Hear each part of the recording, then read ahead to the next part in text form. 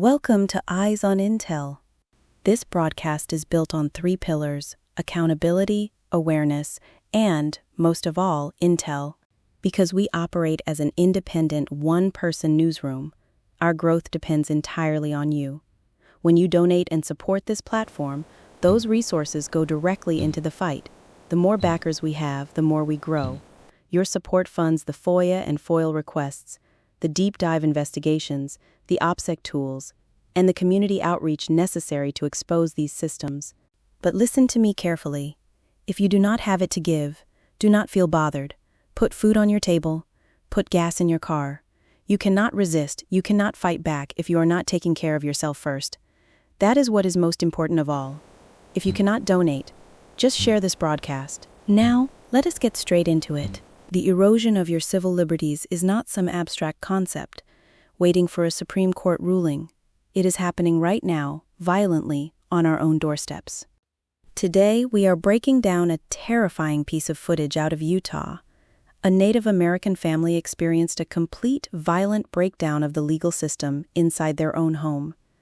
In the video, we see a local officer identified by his uniform and badge as Chief Dodd. He shows up at this family's residence. He has no warrant. He has no permission. What he does have is a woman with him who is legally barred from the property due to an active protective order. Instead of verifying the paperwork or respecting the law, Chief Dodd crumples it up and uses it as a Trojan horse to breach the door. Let me describe exactly what happens in this footage, because it is the literal anatomy of a state-sanctioned home invasion. Chief Dodd physically crosses the threshold while the family is actively demanding he stop.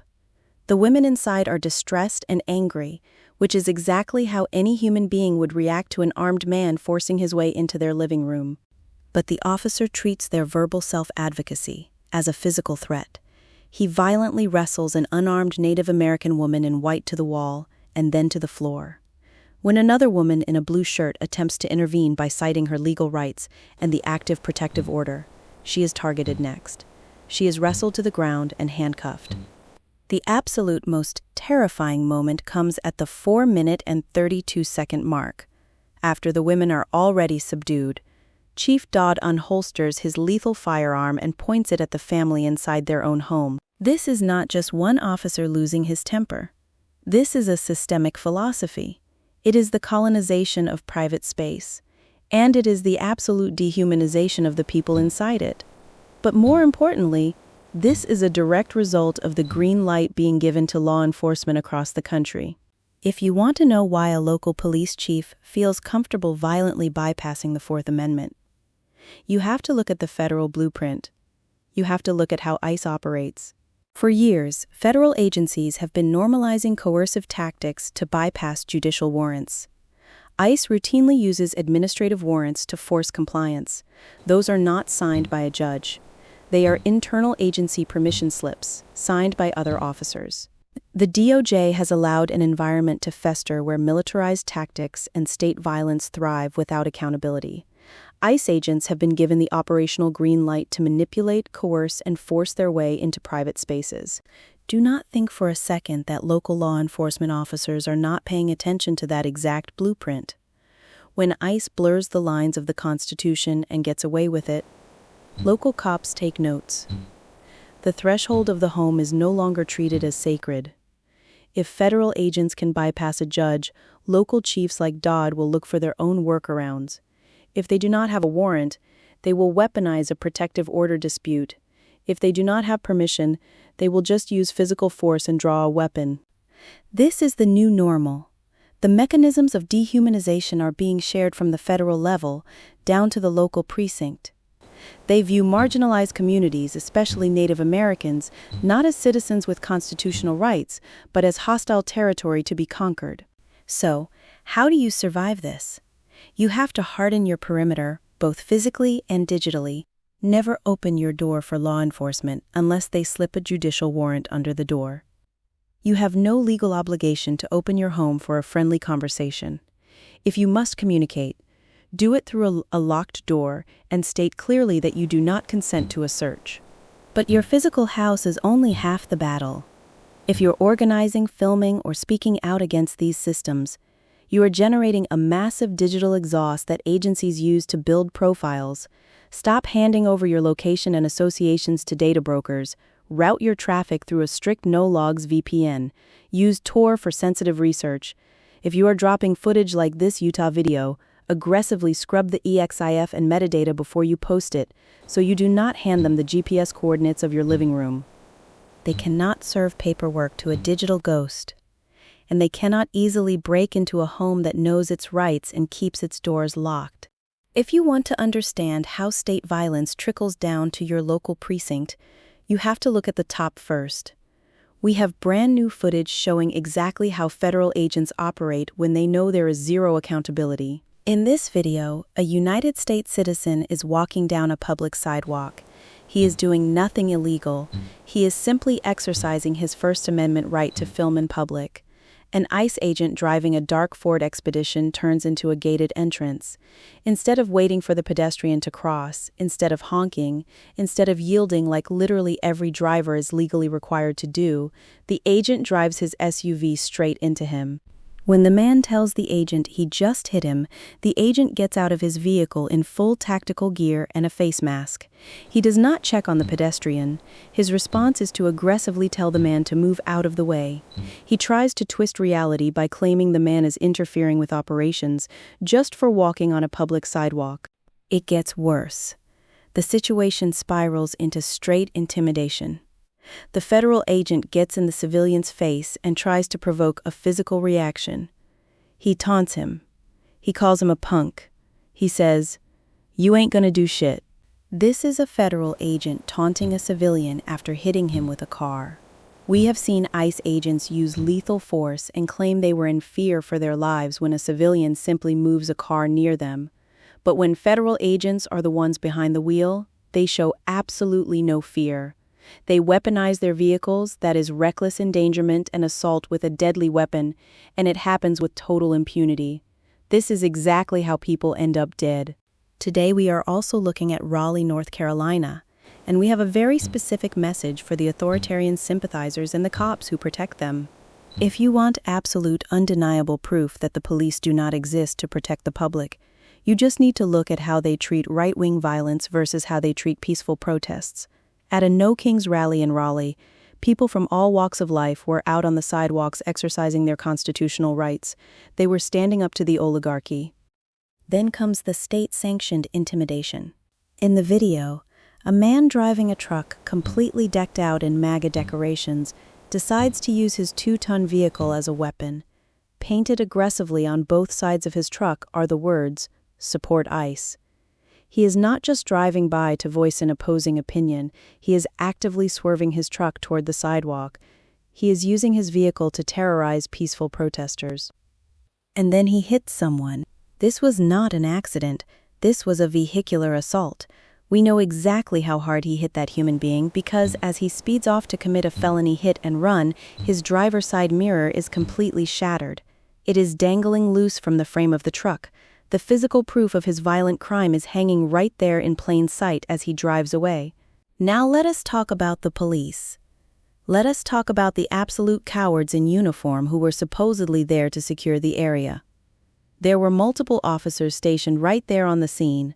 They had a front row seat to a man swerving a truck into a crowd of pedestrians. They saw the impact. They saw the dangling mirror. They watched a violent extremist commit a felony hit and run against a citizen. And what did those cops do? They did absolutely nothing. They stood there with their hands on their belts. They let a violent criminal drive away into the distance. Not a single officer pursued him. Not a single squad car flipped on its sirens to pull over a vehicle fleeing the scene of an assault.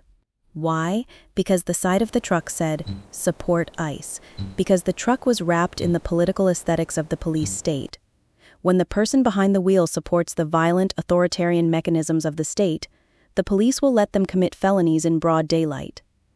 The police watched a vehicular assault and decided that because the victim was protesting authoritarianism, the crime simply did not matter. This is the reality of the streets right now. The police are not your shield. They are the armed guard for the elite, and they will completely ignore the law when it aligns with their political ideology. They will let vigilantes rip and tear through our communities as long as The authoritarian right loves to talk about law and order. They scream it from the rooftops. But the second you look at their actual operations on the streets, you realize that all they do is spew disorder and chaos. It is entirely rules for thee bullshit. Let us look at what happened in Minneapolis.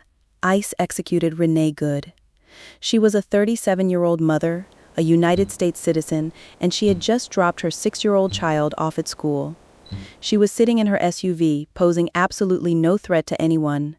The administration tried to spin the lie that she was trying to run an agent over, but the video evidence proved them completely wrong. The footage clearly showed her angling her vehicle away from the agents. She was leaving. And as she was driving away, ICE agent Jonathan Ross drew his weapon and fired 3 shots directly into the driver's side of her car, killing her.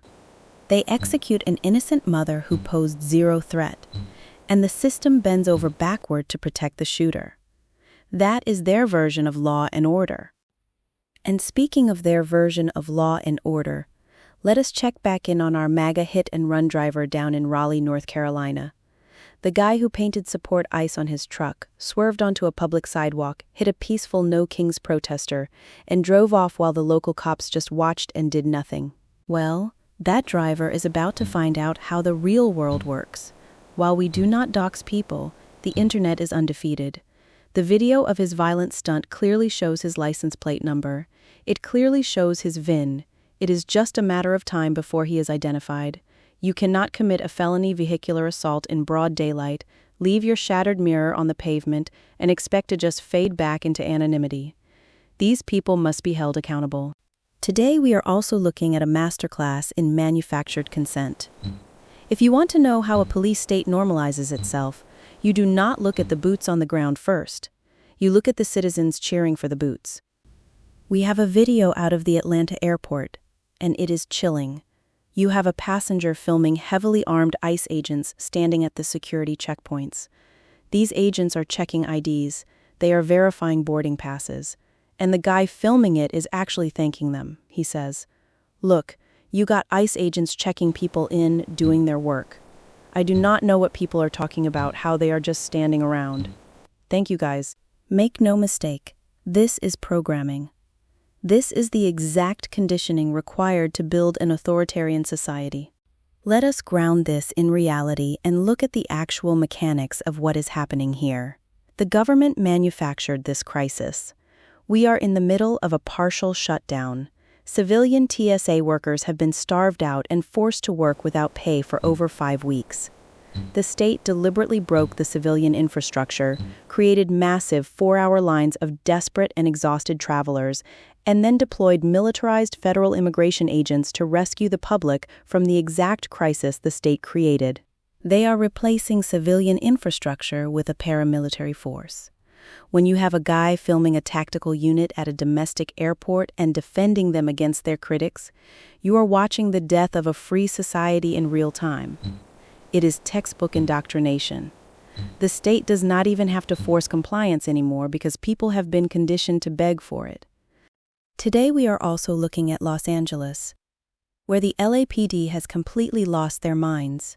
If you want to see what an occupying force looks like when it is unleashed on its own citizens, look at what is happening on the streets of LA right now.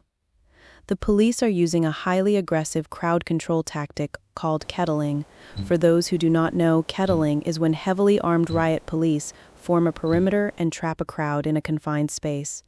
There is no exit, there is no dispersal order that you can actually follow. It is a psychological and physical trap designed to terrorize. And the LAPD is not just targeting protesters, they are kettling random people. They are sweeping up everyday citizens who are just trying to walk home from work. They are trapping anyone who happens to be on the sidewalk, scooping up bodies, and funneling them straight to the local detention center. This is state-sanctioned kidnapping. The police chief and the mayor need to be called out for this immediately. They are the ones giving the operational green light. They are allowing their officers to treat the streets of Los Angeles like a war zone and treating everyday taxpayers like enemy combatants. They need to get these officers under control, but we all know they will not do it until they are forced to. But here is the most important part of the footage we are looking at tonight. It shows the power of the people. The people did not break. The crowd realized what was happening, and they did not just roll over and let themselves be snatched off the street. The video shows the protesters actually moving forward. They stood their ground, they applied pressure, and they pushed the LAPD back. The police are the ones retreating in this footage. They are packing up their cruisers and heading back to the detention center because the crowd refused to be intimidated by their tactics. This is what happens when everyday people hold the line against an authoritarian police force. They can only control us if we let them. We have said it before and we will say it again. When the sky goes dark, so do the tactics. The sun goes down, the cameras lose their lighting, and the state unleashes absolute brutality on its own citizens. Today we are talking about the Portland Icebox. And let us make sure we call it by its formal name, the Lindquist Building. It is a privately owned facility in the South Waterfront District, leased out to the federal government so they can run their detention operations. It is a monument to state violence, and the footage coming out of it at night is completely sickening. Do not just look at the crowd control devices. Do not just look at the flash bangs and the chemical weapons they shoot into crowds of peaceful demonstrators. Look at the weapons slung across the chests of the federal agents. They are not just deploying less lethal munitions. The footage shows these agents standing out there armed with military-grade carbines. They are pointing live assault rifles at unarmed citizens, at families, at local residents who are simply demanding that the state stop operating like a rogue paramilitary force. But here is where the absolute hypocrisy of the police state is put on full display. While federal agents are pointing carbines at peaceful protesters, they are giving a total free pass to armed right-wing vigilantes. Just last week, a deranged agitator showed up to the protests. You know exactly the type. These guys show up almost every single month to harass the crowd. People on the ground are identifying him as Shane, and what he did is a terrifying escalation. He pulled a gun on the protesters. He unholstered a lethal weapon and threatened unarmed citizens on a public street. And what did ICE do? What did the highly trained federal agents do with their carbines and their tactical gear when a violent vigilante pulled a firearm on a crowd of citizens? They did absolutely nothing. They stood behind their fence and they watched. They let an armed vigilante terrorize a crowd because his violence aligns with their agenda. When the state wants you quiet, they will let a deranged man point a gun at your head and they will not lift a single finger to stop him. But the second a citizen steps off the sidewalk or chants too loudly, those same agents will rain tear gas and rubber bullets down on the entire neighborhood. For the entire broadcast, we have been breaking down the overwhelming state violence and the complicity of local police. But out in Dallas, Texas, during the massive No King's Day protests, the people held the line and actually saw a win. People from all walks of life took to the streets across the country this weekend to push back against the authoritarian blueprint. And right on cue, the Proud Boys showed up in Dallas. They came exactly as you would expect. They were looking to incite violence, cause chaos, and intimidate citizens out of exercising their constitutional rights. They thought they were going to get their usual free pass to terrorize the community. But this time, the script flipped.